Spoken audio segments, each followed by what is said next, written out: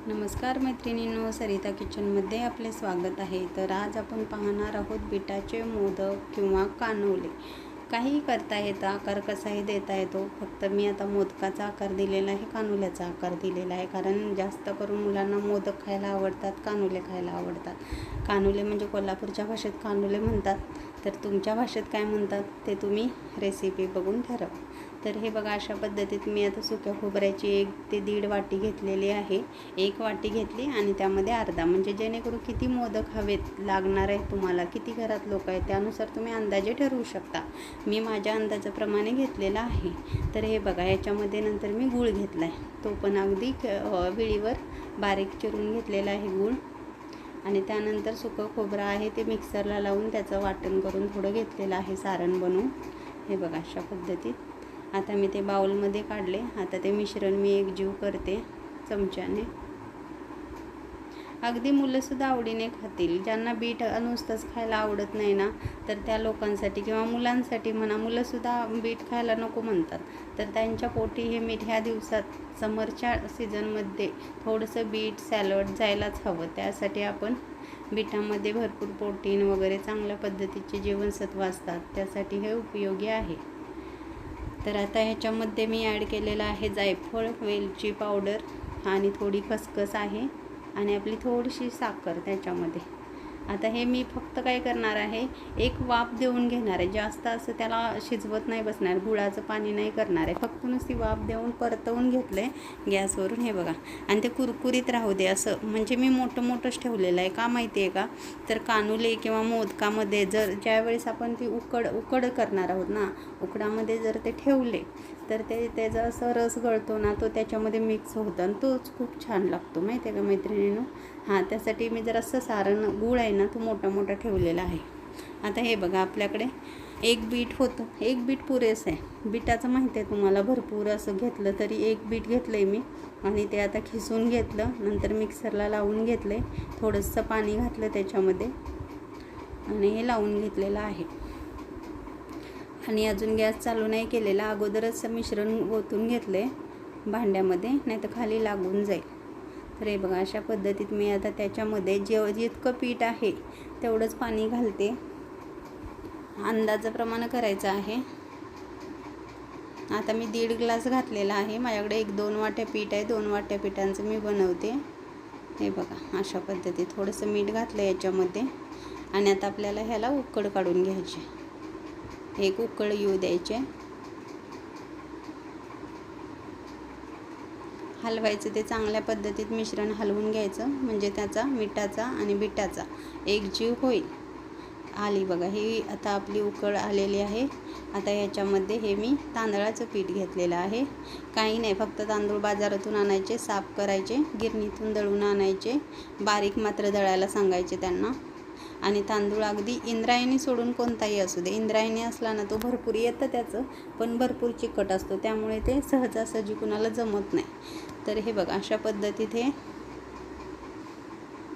आता ते पाण्यामध्ये त्या मिक्स केलेलं आहे मी बीटाच्या रसामध्ये।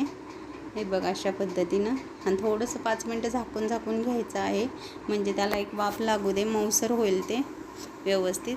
हे बघा, अशा पद्धतीत झालेलं आहे। अगदी किती छान कलर आलेला आहे बघा त्याला, आणि अगदी बीट घातलं हे कळतसुद्धा नाही, अगदी वास पण राहत नाही त्याचा, माहिती आहे का, इतकं खूप आणि छान टेस्टी लागतं हे। आणि आपण त्याला जास्त पण शिजवलेलं नाही आहे मैत्रिणीनं, तेवढं शिजवून मग एक उकड द्यायची आहे, म्हणजे जेणेकरून आपली जीवनसत्वही त्यातली कमी नाही होत। अशा पद्धतीत आता मी उकड काढून घेतले, हे खूप गरम आहे। हे बघा, आता वाटीच्या सहाय्याने मी थोडंसं मर्दून घेते त्याला। डिरेक्टली आपण हाताने केलं तर भरपूर गरम असतं, ते भाजू शकतं आपल्या हाताला। हे बघा, असं मी मर्दून घेते वाटीच्या सहाय्यानं, थोडं थंड करून घेते। तुम्ही अशा पद्धतीनं करून घ्या, अगदी व्यवस्थित, अगदी आवडीने मुले खातील बघा। ह्या दिवसांमध्ये करून बघा तुम्ही खूप, आणि आपल्या गणेश देवबाप्पाला पण आवडून जातील, संकष्टीला वगैरे तुम्ही हे आवर्जून ही रेसिपी पाहून करू शकता। आपले बाप्पा पण आवडीने खातील असे मोदक।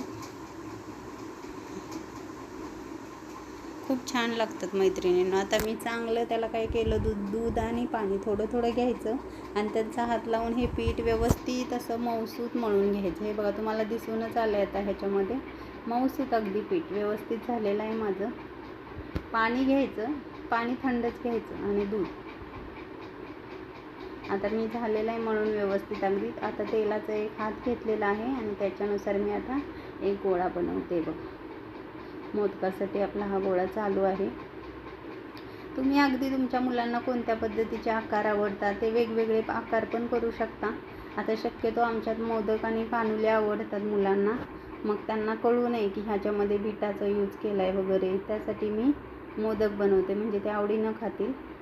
तुम्ही कोणता आकारही देऊ शकता त्याला, वेगवेगळे आकार भरपूर आहेत, तसे देऊ शकता. अशा पद्धतीत आपल्या हाताच्या बोटांवर पारी करून घ्यायची आहे मोदकासाठी. अगदी साईडला अशी नुसती प्रेस करायची, म्हणजे आपली पारी होत राहील.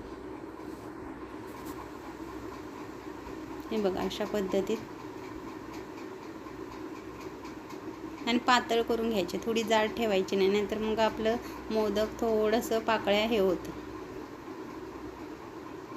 हे बघा अशा पद्धतीत मी आता त्याला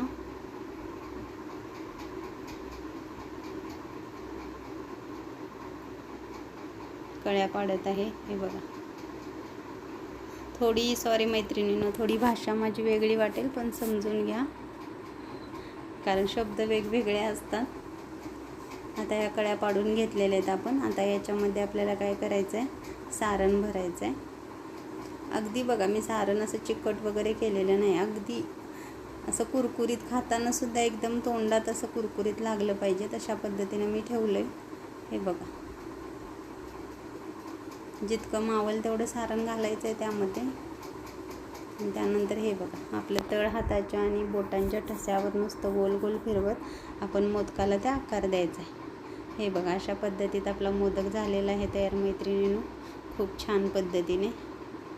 अशाच पद्धतीने मी तुम्हाला अजून एक करून दाखवते.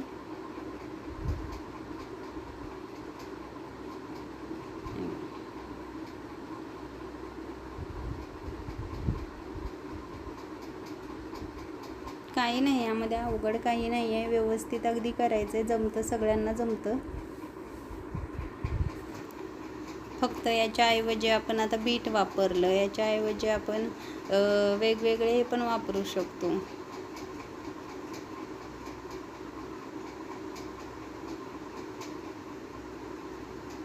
कलर पण वापरू शकतो त्याच्यामध्ये, ते पण होत आहेत त्याचे. पण कलरचा कसं आहे, हे होत नाही, जे काय भेटायचं मुलांना त्याच्यामधून ते भेटत नाही.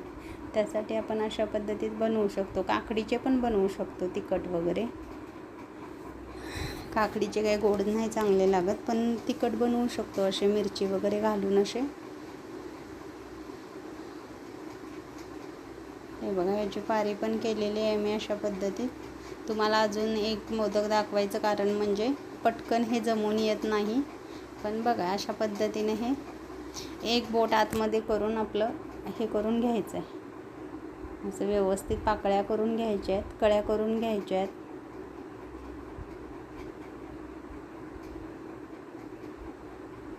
हा आमचा मुलगा आहे छोटा, तो अधूनमधून असा मस्ती चालू असते त्याची. मी बनवते तर त्यालाही बनवायचं आहे, ते मलाही प्रॅक्टिस करायची आहे म्हणे त्याची. हो हे बघा. आणि त्यांना मोदक म्हटल्यानंतर इतका आनंद होतोय ना, पण नेमकं त्याच्यामध्ये काय घातलं हे त्यांना नाही माहीत आहे, त्यामुळे. पण नेहमी करते मी, त्या आवडीनं खातात. हे बघा अशा पद्धतीत दुसरा पण मोदक झालेला आहे आपला.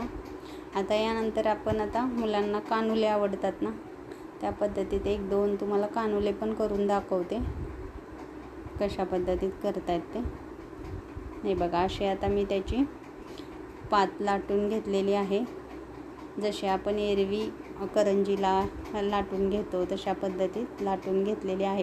काय करायचं, थोडंसं तेल लावायचं, म्हणजे ज्याने हळूवार हात लाटण्यावर फिरवायचं ते, म्हणजे मग आपली पात व्यवस्थित लाटली जाईल. नाहीतर मग जास्त रेटून वगैरे तुम्ही केलात तर मग ती पात कशी होते, चिकटून राहते. आणि थोडंसं तेल घ्यायचं आहे पाटावर, खाली पळपोटावर, हां अशी, आणि अलवारीत काम करायचं आहे सॉफ्टनेसमध्ये. हो, आणि हे बघा आता झालेलं आहे. मी सारण पण भरलेलं आहे त्याच्यामध्ये, आणि आता कडेचं जे भाग राहिलं आहे त्याला मी अशा त्याच्या कळ्या मुरडते. ही जुनी पद्धत आहे बरं का, अशा पद्धतीत करायची. आपण कसं आहे चिरण्यानं चिरतो वगैरे, पण ही अशी कळ्या हे करून हे बघा अशा पद्धतीत मी केलेलं आहे. दिसलं का? खूप ते दिसायला पण छान वाटतं आणि खाताना पण खूप छान वाटतं. ते असं कळ्या आतमध्ये मुरडलेलं असतं ते. आता झालेलं आहे माझं एक बनवून. हे बघा अशा पद्धतीत आता आपल्याला खाली मी पाणी ठेवलेलं आहे पातेल्यामध्ये, आणि आता हिची एक उकड काढून घेते. ही चाळण ठेवलेली आहे अशा पद्धतीत. कलर बघा ना किती सुरेख सुंदर वाटतोय. हां, आणि खूप छान, म्हणजे इतके मस्त लागत आहेत ना.